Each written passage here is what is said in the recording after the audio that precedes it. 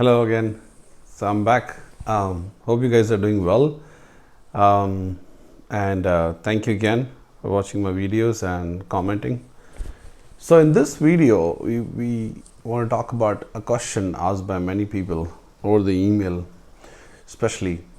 And the question was, how did you convince or work with your life partner or better half or your spouse to be on board with the decision of moving back to India? So I'll share my personal experience on this part. Hopefully it'll helps you understand the process and what we did may help you out. So first of all, there's a change you're trying to make, in your life, in your spouse's life, your kid's life, and there is a resistance. You need to understand. Now what happens is, what I found is, usually among the couple, the husband and wife, one of them is like leaning more towards moving back to India, another one is like okay, or sometimes totally not on board with the decision of moving back. So if your spouse is not at all willing to move back to India, then you cannot do much about it, right? You can try to convince them on the few factors and see if they like, but I'll just give you the information or the suggestion what I did. So first of all is like, especially with the ladies, right? If your wife is not agreeing, they take things differently, and they are more protective of the kids. They're more on the protective side, and they want to make sure that the kids will be okay. The place they are going to will be, as per their needs.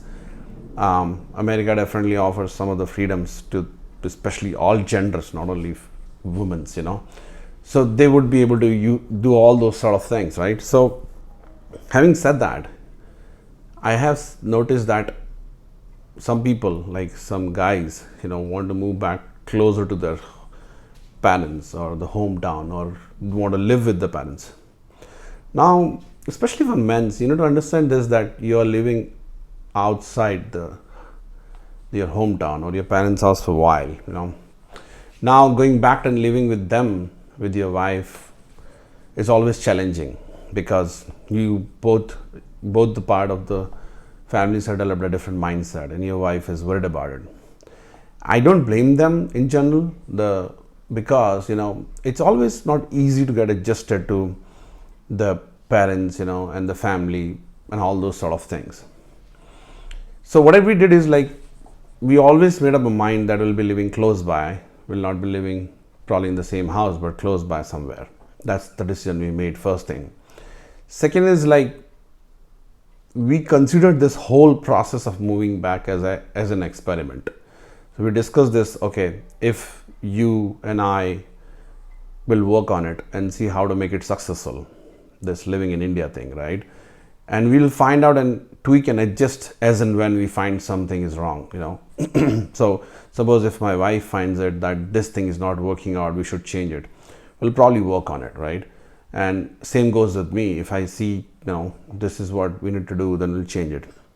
And the final thing is, if it's not working at all, we'll decide to move back to wherever we were, and we'll try to figure out things, and we'll see how that goes. Again, so you need to be flexible with the mindset, especially the guys. You need to be flexible with the mindset. You cannot go from A to Z. You need to go stepwise, A, B, C, D, E, F. So why I'm saying that is because it's usually when you're taking this kind of decisions, the lot of thought process comes, and a lot of thinking comes behind the scenes. Your wife may be worried about moving back, and given a news channels and what is portrayed about the India, we all know that, right? I have 2 daughters. So when I was moving back, a lot of people ask me this question: you're moving back and you have daughters, do you think you're doing right? Is this the right thing to do with going back with the girl child? And I'm like, I don't give much of the reasoning to people, but this is the discussion I had with my wife, and we discussed that we'll try to be living in the place which is safer. We'll try to find a school which is nicer, which all those sort of things will try to bring in the equation, which is perfect for all of us. So you need to talk about those things and figure out what is the apprehension about, like what they don't like, where they're coming from, what is their understanding is, what are their worries is. And why I'm saying that, you cannot push a decision on someone, even let it be their wife or husband. They may accept it just because you want to move back, but eventually it's not going to be successful and you may not be happy coming back. So to make it successful and coming back, you need to set certain expectations among yourself. One is, they're moving back, but it will be flexible. If this town doesn't work in India, we'll move to other town. Like, I initially moved to my hometown. I was really happy there, but we figured out that this is not going to work out because of the job situation. We need to move. So we moved one more time. Again, moving is not easy. So if you can choose a place, city where you will be moving and where your job is better. I had some of the things which I wanted to do in my hometown. That's why I moved there. I have no regrets. I'm happy about it that I moved there and I was able to do those things. Second is, discuss the worries, one by one. If you can jot that down, your wife can jot it down, or you can jot down for her that what are her worries are. One of the worry may be living very close to the relatives. Okay, this is reality. People interfere too much in your life, and you being living out of India, you get used to the life where you are living as a nuclear family and you guys are making the decision. But so you can consider that point, maintain a good distance with the family, and at the same time you can meet them occasionally, and depending on the events and the frequency, how things goes. Third is like the safety point of view, which I discussed in other videos also. You can figure out, try to find a good place to live where you feel good, you have that feeling that this is a good place. You don't want to sacrifice when you come back. I'm not saying that people will do that, but don't try to go from A to Z again. Don't downgrade your life. Try to give as good as life they were living there. Your family, your kids, right? Your wife. Buy car as soon as possible. Come to India and get the car and all those things rolling as soon as possible, so they don't see the difference. I'm not saying most of the people who are coming back will not do that, but just a suggestion, because the more time you spend doing all these things, the experience changes. So all the experience of moving back will slowly change depending on how you do the things. So I would just try to get those things rolling as soon as possible. Living in the better society is one of them. Finding a good school, get the car as soon as possible, because people are used to of using the car in the United States and all the Western countries. You get some independence. A lot of people say renting is cheaper than buying a car. Like you just rent Ola, Uber, and it works out, but you don't want to get into those situations. So my suggestion is, talk, discuss as much as you can, and try to see what are the thought process, what are the apprehension, what they don't like what are they worried about. Try to solve them one by one, and I would just try to be concise and have top 3 or 4 things which are must, and tackle them first, and then go to the remaining ones. And some of the things will not change, because India is India. There are things which are here. Then in America, some of the things are there which are there in Western countries. So those you cannot change. But whatever you can change, try to do that. All those things combined, you can make a good equilibrium between decision, the balance. You can get to the point where your wife is also satisfied with the decision. You can come back, and then you can have a successful return to India. So why my whole intention was to make these videos. I heard this from so many folks, especially from guys. I don't, because their wife are worried about it. Again, don't take it like they don't want to come back. Women are usually more protective side. They want to see the execution. They want to see the plan in more details.